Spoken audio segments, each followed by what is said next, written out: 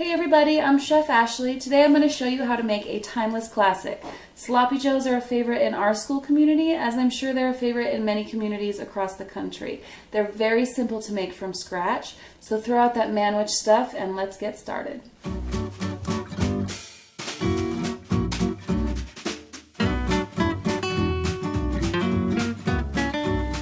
So I'm going to start with chopping our vegetables. We have some celery here, an onion, a bell pepper, and a clove of garlic. The easiest way to dice celery is to take your stalks, depending on how big they are, slice 1 or 2 times down the middle, and then just go across like this.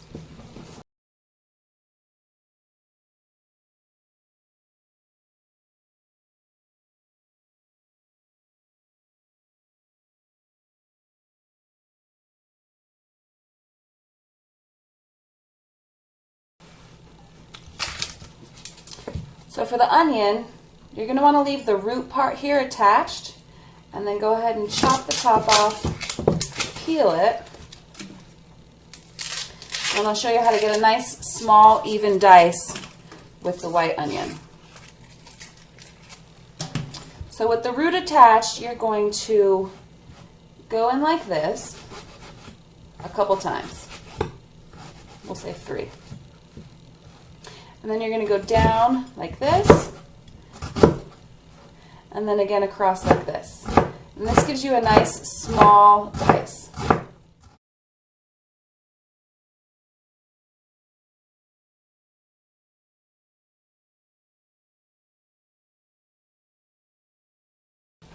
For the pepper, we're going to take the center part out with all the seeds.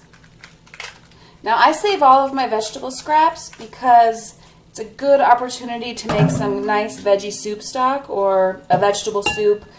All right, so for the pepper, like so, and then a nice little dice on these.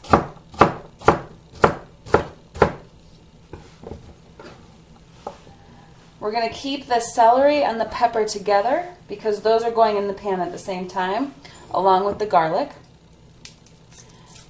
Now, if you want to use the canned minced garlic or the jarred minced garlic or the garlic that comes in a tube, that's totally fine.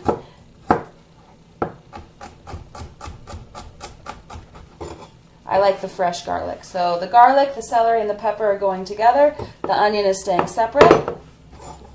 And that's all the knife work that we need. Now we're going to start sauteing.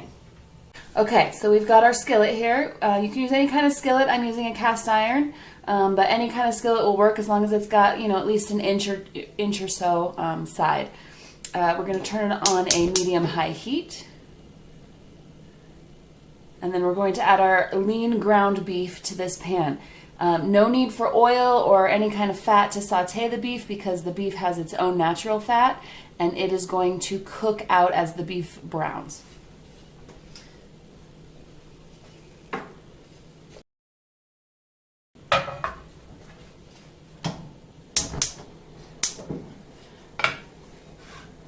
All right, so when you're browning your beef off, you want to make sure and just stir it constantly.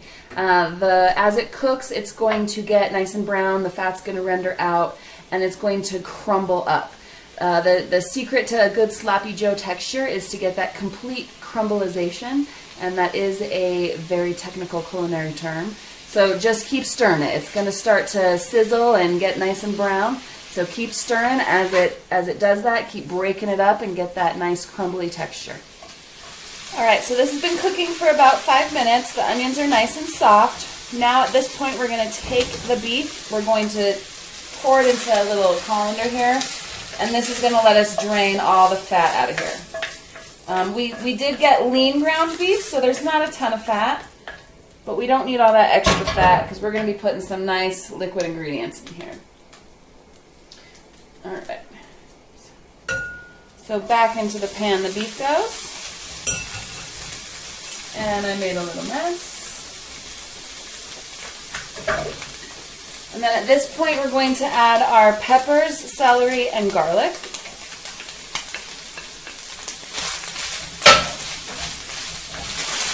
We're going to give this a nice stir.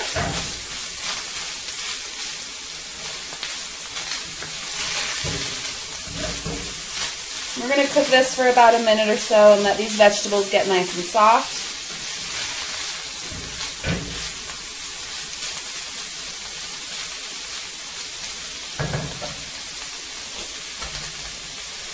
Once these vegetables get nice and soft, we're going to add the remaining ingredients. So here we have some vinegar. The recipe calls for white vinegar. I didn't have any, so I'm using apple cider. In cooking, substitutions are totally okay. We have some Worcestershire sauce, some brown sugar,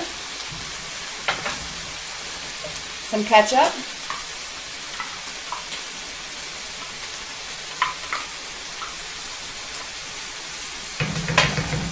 some yellow mustard,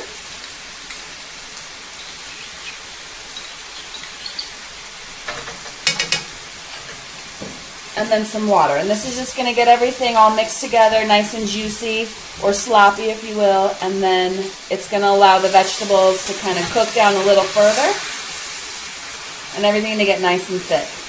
So at this point I'm going to turn the heat down to about a medium-low. We don't want the liquid to reduce too fast, but we do want this to get nice and juicy.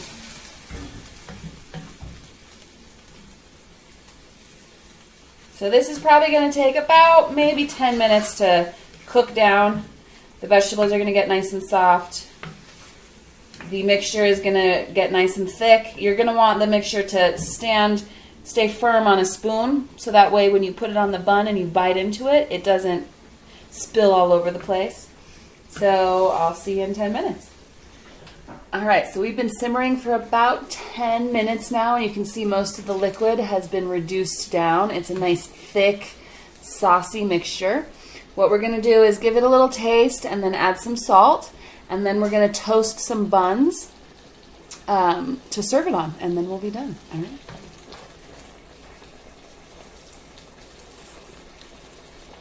Okay, just needs like about 1/4 teaspoon of salt, a little pinch.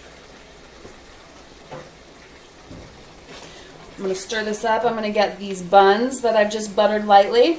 I'm going to get those on my griddle. A simple way to elevate a hamburger bun is to toast it. It adds a whole nother dimension of nice crunch and good texture. Alright, so we have 2 nicely toasted buns. We're just going to take this one. You see how the sloppy joe mixture is nice and firm on there? We're just going to load this up, put it on our plate. Thanks for cooking with me. It's been fun. I'll see you next time. Bye-bye.